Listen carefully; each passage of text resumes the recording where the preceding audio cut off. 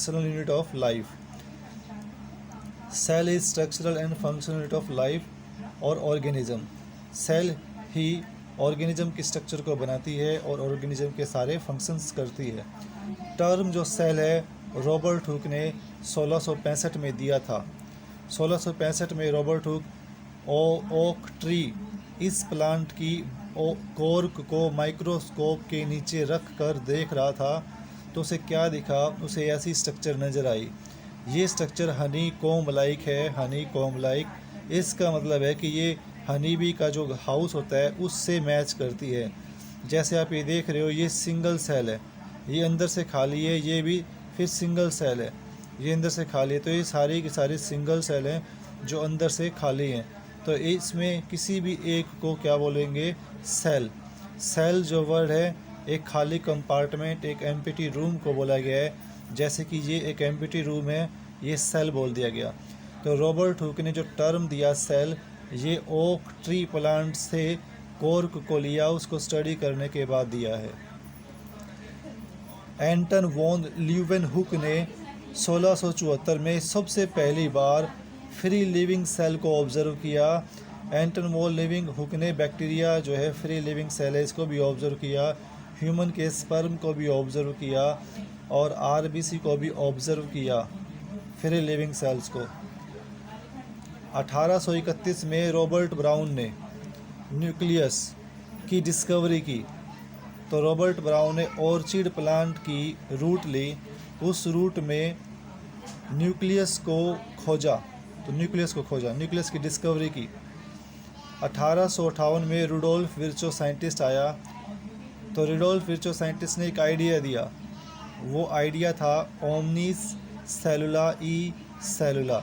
इस ओमनिस सेलुला ई सेलुला का मतलब है life arise from pre existing life, या बोलेंगे cells arise from pre existing cells. जो सेल्स पहले से है वही डिवाइड कर कर न्यू लाइफ का फॉर्मेशन करती है. इसलिए बोला गया है कि cells arise from pre existing cells या फिर life arise from pre existing cells. सेलुला ई सेलुला इसी से कंसर्न करता है. फिर नेक्स्ट टॉपिक है सेल थ्योरी. ये सेल थ्योरी 1838 में सक्लिडन और 1839 में सक्वान, इन दोनों ने मिलकर इस सेल थ्योरी को दिया. इन दोनों ने क्या कहा कि all plants and animals composed of cells, basic unit of life.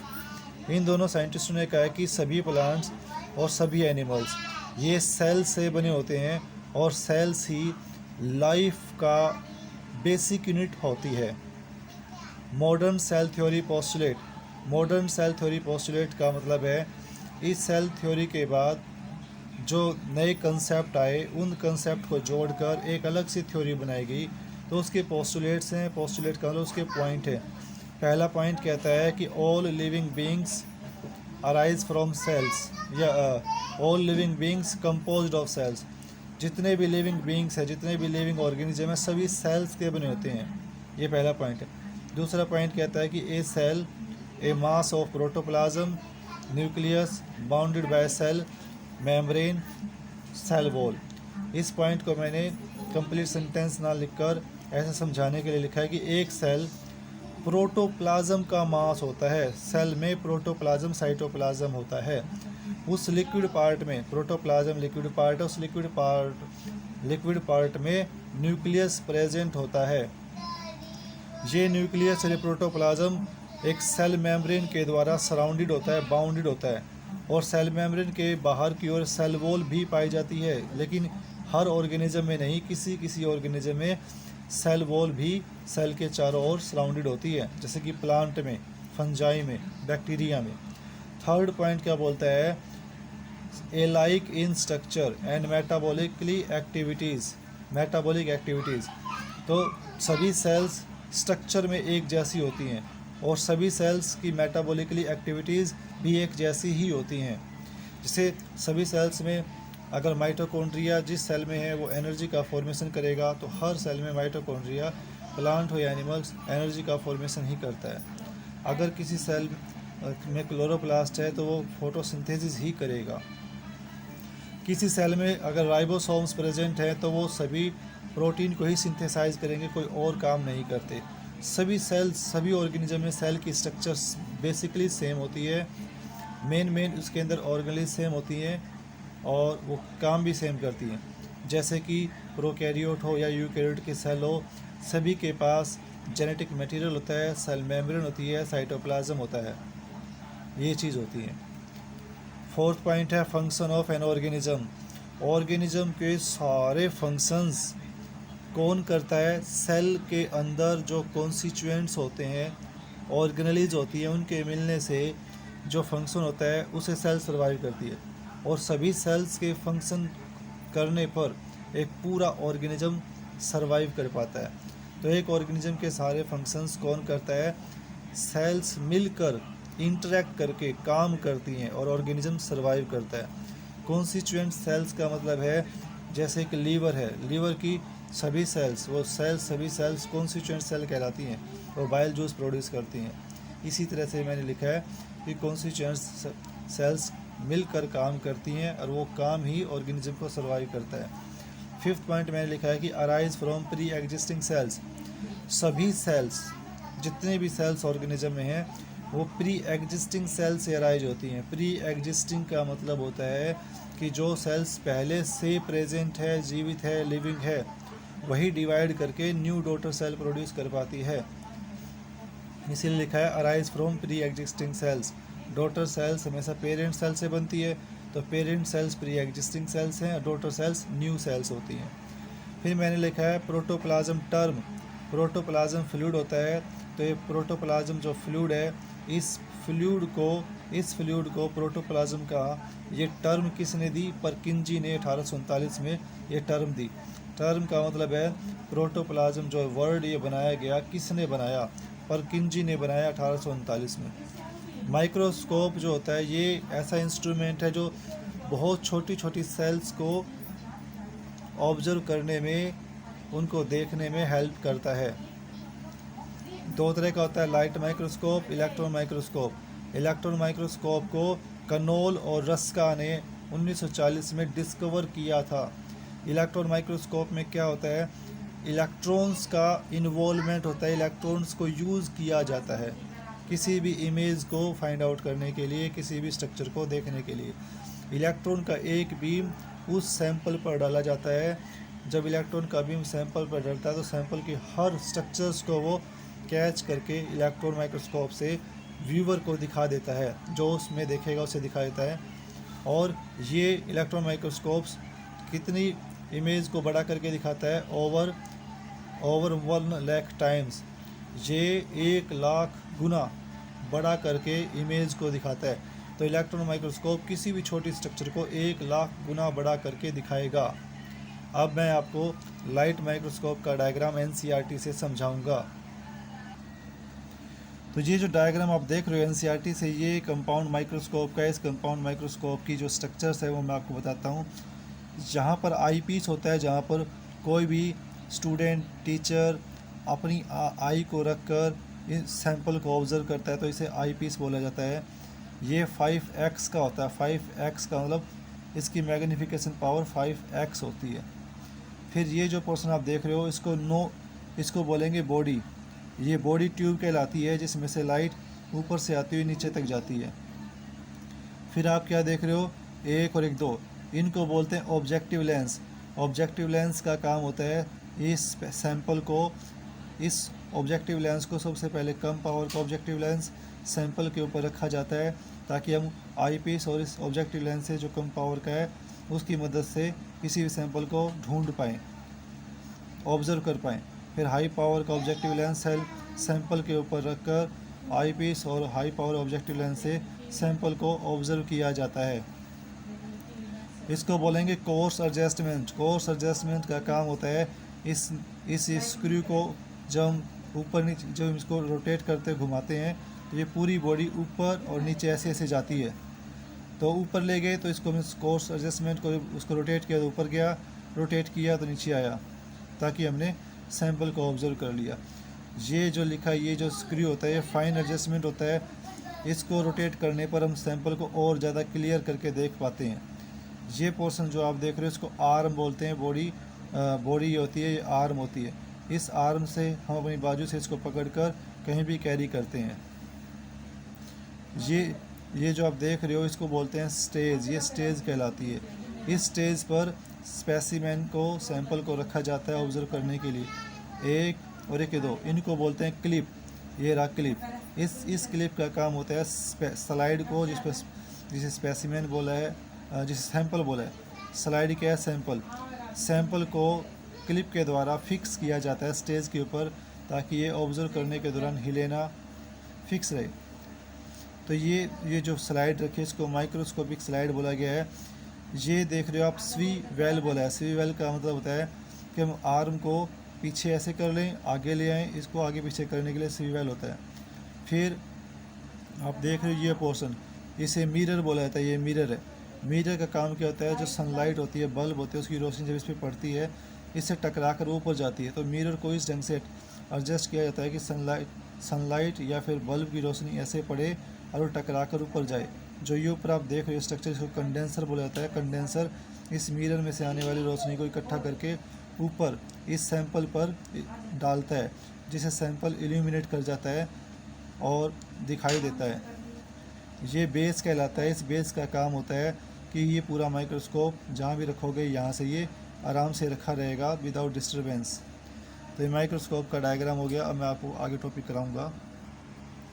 ये टर्म लिखी है, टर्म सेल मिसनोमर। मिसनोमर का मतलब होता है मिथ्या। जो सेल है, जो टर्म सेल है, ये टर्म मिथ्या है, सेल मिथ्या है। ये एक्चुअल में लिविंग स्ट्रक्चर को सेल का नाम दिया गया। सेल का मतलब होता है एक एम्प्टी रूम, एक जेल। लेकिन ये बायोलॉजी में इसे सेल को लिविंग ऑर्गेनिज्म पर अप्लाई कर दिया गया, इसलिए मिसनोमर है। यूनिसेलुलर ऑर्गेनिज्म जो होते हैं, यूनिसेलुलर ऑर्गेनिज्म का मतलब है all life activities in single cell. Unicellular में सभी सिंगल सेल ऑर्गेनिज्म आते हैं। लाइफ की सभी एक्टिविटीज़ एक सिंगल सेल ही परफॉर्म करता है और सरवाइव करता है। No division of labour. Labour होती है काम करना, लेकिन नो डिवीज़न ऑफ लेबर का मतलब है कि सेल सारे वर्क खुद करती है, क्योंकि सिंगल सेल है। एक बैक्टीरिया है, सारे काम अपने आप करता है, खुद करता है, तभी सरवाइव कर पाता है। कोई भी लेबर का कोई डिवीज़न नहीं होता कि एक बैक्टीरिया फोटोसिंथेसिस करेगा, दूसरा बैक्टीरिया कोई और वर्क करेगा। लेकिन अगर कोई बैक्टीरिया फोटोसिंथेसिस करता है तो अपने लिए करेगा, दूसरे को प्रोवाइड नहीं कराता। नो डिवीज़न ऑफ लेबर का मतलब कि सिंगल सेल जितने भी ऑर्गेनिज्म हैं वो एक ही काम, सभी काम वो खुद करते हैं, डिवाइड नहीं होता किसी भी वर्क का। New organisms by reproduction. फिर मैंने लिखा है इसमें कि सिंगल सेल ही रिप्रोडक्शन करके नए ऑर्गेनिज्म प्रोड्यूस करता है। एक पेरेंट सेल है, वो सिंगल सेल है, डिवाइड करेगा, 2 डॉटर सेल बना देगा। तो रिप्रोडक्शन का काम भी सिंगल सेल ही परफॉर्म करती है। इसमें एग्जांपल लिखा है अमीबा, बैक्टीरिया और यीस्ट, फंजाई भी बोलेंगे। ये सभी सिंगल सेल होते हैं। मल्टी सेलुलर ऑर्गेनिज्म का मतलब है मल्टी का मतलब मैनी, सेलुलर मैंने सेल, ऑर्गेनिज्म जो ऑर्गेनिज्म बहुत सारी सेल से मिलके बनता है उसे क्या बोलते हैं? Multi cellular organism. इसमें लिखा है मैंने कि एक सिंगल सेल वन और फ्यू एक्टिविटीज़। एक सिंगल सेल या तो एक एक्टिविटी करेगी या कुछ एक्टिविटी करेगी, लेकिन सभी एक्टिविटी नहीं कर सकती है। ये अभी आगे समझाता हूँ कैसे। Division of labour, specialise cells, special function. इसमें इसका मतलब है कि मल्टी सेलुलर ऑर्गेनिज्म में लेबर का डिवीज़न है। जैसे कि मान लो ह्यूमन की बॉडी में स्टमक को डाइजेशन का लेबर दे दिया, इंटेस्टाइन को फूड को एब्जॉर्व करना, डाइजेस्ट करना, कंप्लीट डाइजेस्ट करने का काम दे दिया, किडनी को वेस्ट रिमूव करने का काम दे दिया ब्लड से, ब्लड को पूरी ऑक्सीजन में ब्लड सप्लाई करने का काम, ऑक्सीजन सप्लाई करने का काम दे दिया, ब्रेन को नर्वस सिस्टम ब्रेन में होता है, ये नर्व इम्पल्स बनाने का काम करता है। इस तरह मल्टी सेलुलर ऑर्गेनिज्म में हर काम अलग अलग ऑर्गन करता है। जैसे कि एक लीवर का काम बाइल जूस बनाने का होता है, तो तो ये सभी ऑर्गन डिफरेंट काम करते हैं। इन डिफरेंट ऑर्गन के काम करने से एक ऑर्गेनिज्म सर्वाइव कर पाता है like a human. Only germ cells, multi cellular organism में जर्म सेल्स होती हैं जो रिप्रोडक्शन करती हैं और कोई भी सेल रिप्रोडक्शन नहीं करती। मल्टी सेलुलर ऑर्गेनिज्म में सोमैटिक सेल्स वो होती हैं, पूरी बॉडी जिस सेल से बनी होती है उसे सोमैटिक सेल बोलते हैं। जो सेल्स रिप्रोडक्शन करती है उसे जर्म सेल बोला जाता है। अब चलते हैं सेल के डायमेंशंस पर। डायमेंशंस का मतलब डायमीटर, साइज़, सेल्स की ये सभी बातें, शेप, साइज़, इनको मापा कैसे जाता है। माइक्रोन में मापते हैं जिसको माइक्रोमीटर बोला गया है, इसको ऐसे रिप्रेजेंट करते हैं। ऑंगस्ट्रॉम में मापा गया है। ह्यूमन सेल्स होती हैं 8 से लेकर 25 माइक्रोमीटर की रेंज होती है। हर 8 से लेकर 25 माइक्रोमीटर का डायामीटर होता है ह्यूमन की सेल्स का। कोई 8 माइक्रोमीटर की डायामीटर में है, कोई 10 माइक्रोमीटर का डायामीटर है, कोई 25 माइक्रोमीटर का डायामीटर किसी सेल का ह्यूमन में। 1 माइक्रोमीटर का मतलब होता है 10⁻⁻6 मीटर। 10⁻⁻6 मीटर को कैसे लिख सकते हैं, 10⁻³ मिलीमीटर।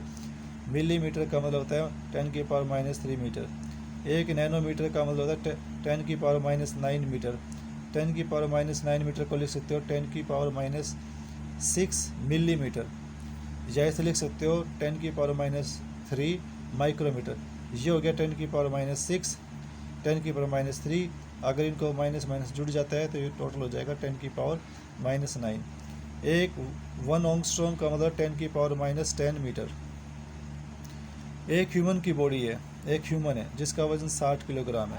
उस 60 किलोग्राम वेट के ह्यूमन में बॉडी में कितनी सारी सेल पाई जाती हैं, 60 × 10⁻15 सेल्स पाई जाती हैं। ब्लड के अंदर कितनी सेल्स, कितने कॉर्पसल्स पाए जाते हैं ब्लड में, ह्यूमन की ब्लड में 30 × 10⁻15 कॉर्पसल्स पाई जाती हैं। RBC, WBC, प्लेटलेट सेल्स पाई जाती हैं। प्रोकैरियोटिक सेल्स जो होती हैं 1 से लेके 10 माइक्रोमीटर का इनका साइज़ होता है। इनका साइज़ 1 माइक्रोमीटर से 10 माइक्रोमीटर तक ये रेंज में होती हैं। न्यूक्लियोइड, प्रोकैरियोटिक सेल्स में न्यूक्लियोइड्स होता है, जेनेटिक मटेरियल होता है। न्यूक्लियोइड किसे बोलते हैं, जेनेटिक मटेरियल को बोलते हैं जिसके पास न्यूक्लियर मेम्ब्रेन नहीं होती। प्रोकैरियोटिक सेल में केवल एक ही क्रोमोसोम पाया जाता है। प्रोकैरियोटिक सेल में न्यूक्लियोलस नहीं पाया जाता। प्रोकैरियोटिक सेल्स में सेल ऑर्गेनेलिज भी नहीं पाई जाती। प्रोकैरियोटिक सेल्स में 70S राइबोसोम पाया जाता है जो प्रोटीन को सिंथेसाइज करने में यूज़ होता है।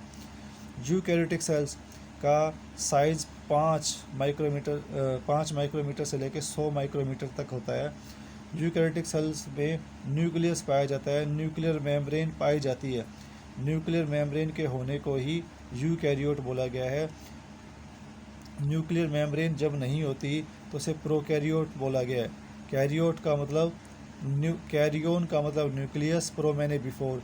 न्यूक्लियस से पहले जो सेल्स थी जिनके पास न्यूक्लियस नहीं था उसे प्रोकैरियोट में रखा गया है। और यू मैंने ट्रू कैरियोन, ट्रू न्यूक्लियस, जिनके पास न्यूक्लियर मेम्ब्रेन है, न्यूक्लियस, उन्हें यूकैरियोट में रखा गया। More than 1 chromosome, eukaryotic cell में एक से ज़्यादा क्रोमोसोम पाए जाते हैं, जैसे कि ह्यूमन की बॉडी में 46 क्रोमोसोम। न्यूक्लियोलस ऐसी ऑर्गेनेलिज होती है जो न्यूक्लियस में पाई जाती है। न्यूक्लियोलस का काम होता है राइबोसोम का फॉर्मेशन करना, ये न्यूक्लियस में ही प्रेजेंट होता है। यूकैरियोट में सेल ऑर्गेनेलिज भी प्रेजेंट होती हैं। यूकैरियोट में राइबोसोम्स 80S पाए जाते हैं और यूकैरियोटिक सेल में 70S राइबोसोम भी पाए जाते हैं, लेकिन कहाँ पर, क्लोरोप्लास्ट में और